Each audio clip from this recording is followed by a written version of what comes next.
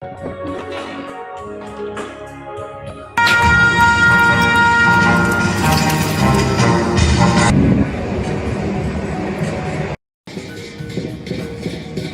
I'm Rachel here in Shanghai. I'm now in Haichong Pier. This is China's biggest automotive pier where the Anji Ansheng ship behind me is about to sail to Europe. This is world's biggest rural ship, and it's about to sail to Europe. We're gonna take a tour today, take you through the story behind this very ship, the world's biggest ship, and also the story behind made in China cars.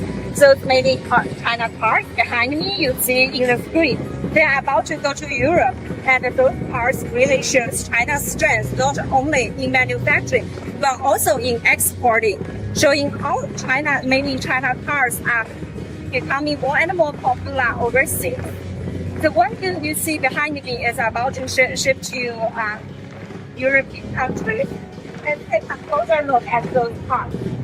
The one here is going to Bristol in Great Britain. So for you guys who stayed in Great Britain and ordered MG cars, you should stay tuned. Maybe one of your cars is already here on the deck. If you order those white cars and those red cars behind me, it's very possible the one behind me will be delivered to you. This is about to load it to Bristol in Great Britain. And for those of you live in Great Britain, please stay tuned and take a very closer look and to see whether the car you ordered may be already on here. And you can see this ship is like huge. It has 9,500 cars. Ability to carry 9,500 cars over.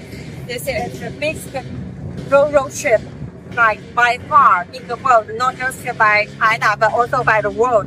This car is actually made in China and made by Chinese company Anji, and it is Anji has it's also having like 7 other huge ships. They are already they are making them as of now, and by next year, some January next year, so Anji is able to have another 7 cars that is being built now. They will also be delivered and put into use and put into operation, and they will be carrying made in China cars to overseas.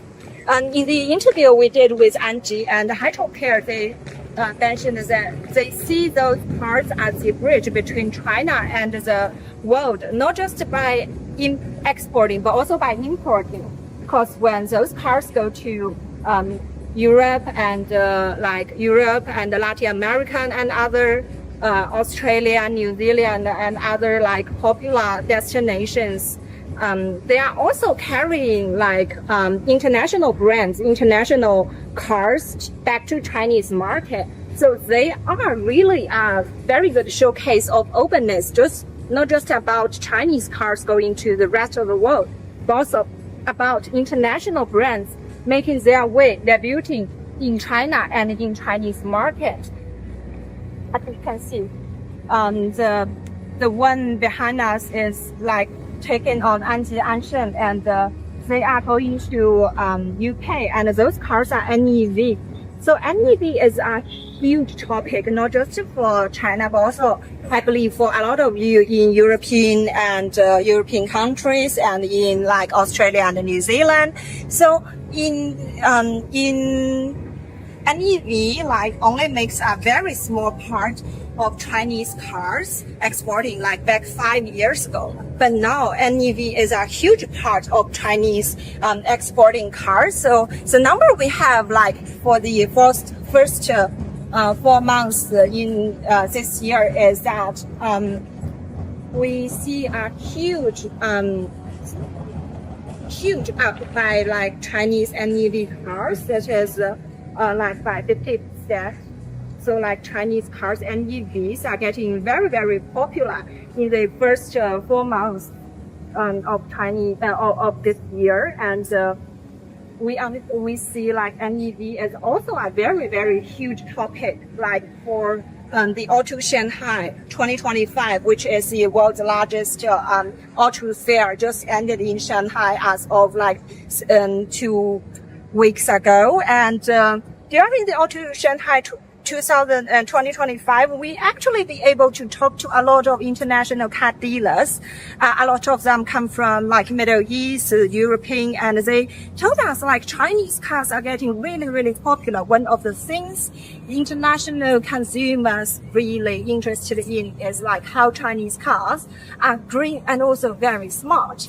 And this, according to them, like Chinese cars are getting more and more popular, and the Chinese brands are gaining more and more like recognition. So people are actually now coming for Chinese cars.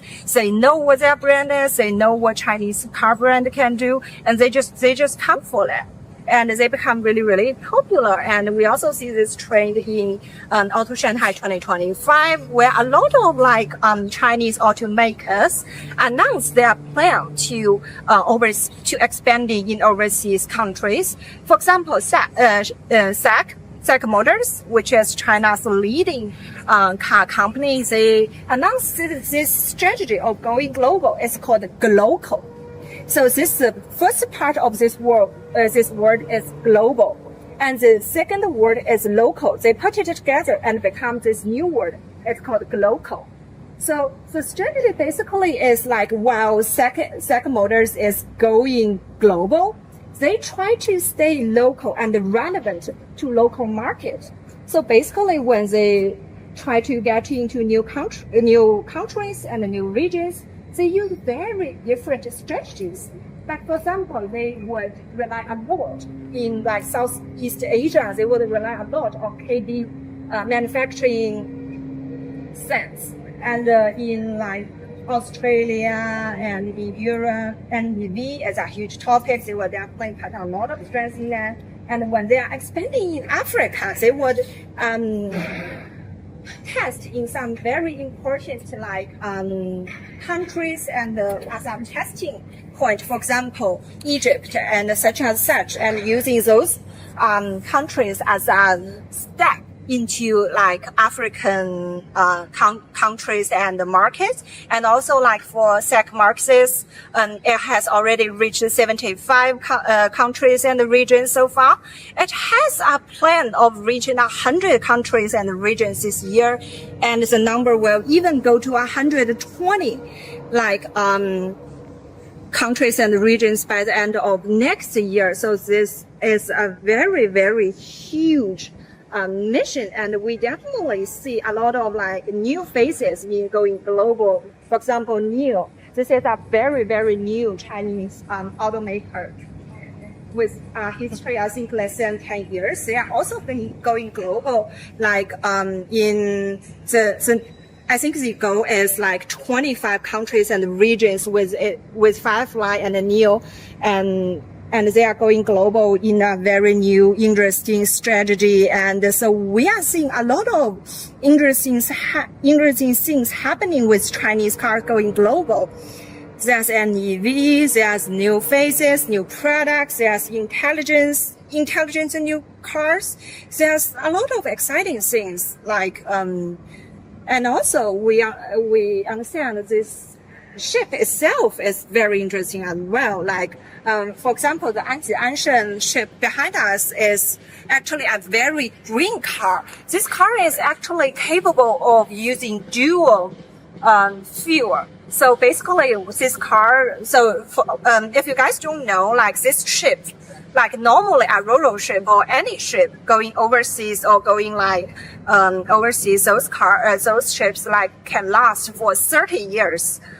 To use. So when they first designed those ships, those Ro-Ro ships, they try to make sure they will adapt to the need of the future. So this car has in depth a lot of that new technology, for example, intelligence, safety to carry NEV cars, and also green energy. Like for this car, it will be able to be more green with as time flies. So this is to adapt to the future needs. This also is a very good showcase of how China's shipping industry is shaping over the years. So I was told about Haichong Pier, like Haichong Pier is China's biggest automotive pier, and in last 1 or 2 years, they are seeing more and more new ships debuting here. This is a very new trend. Like people are automakers and the ship makers are trying to debut their new ships. This is because China's cars going global. The need is so huge that it doesn't really match with China's ability of shipping its car overseas. So a lot of automakers and the shipping companies are investing big money into this market, trying to deal with this unbalanced problem to meet the need overseas of shipping and logistics, and they are seeing a lot of new cars put into operation here in Haichong. And a lot of them are huge cars according to Haichong Pier. Like they see the numbers of like new ships more and more, and for those ships, a lot of them are actually green ships as well. And Haichong also gave me a very interesting number that 5 years ago, that is in 2020, like Haichong, it only accounts for 7% of Haichong's ability to shipping parts overseas. And now in like 2024, Haichong was able to export for like over 1 million NEV cars. Seriously, guys, over 1 million. And they account for 20 or 30% of its total cars overseas. So NEV cars are really making a huge difference for Haichong Pier and also for global market. Haichong takes about like 50 or 60% of China's whole ability of exporting cars overseas. So this like huge big steel terminal is really a very good way and a very good place to check out whether the economy, whether the Chinese automakers are, whether they are popular or not. This is a very good place for you guys to see and understand and to feel those atmosphere here, to see those cars coming, go and buy. And I was also told by Haichong that Chinese NEVs getting so popular. So China is actually making a lot of its efforts into making its Yangtze River like a golden gate to the world.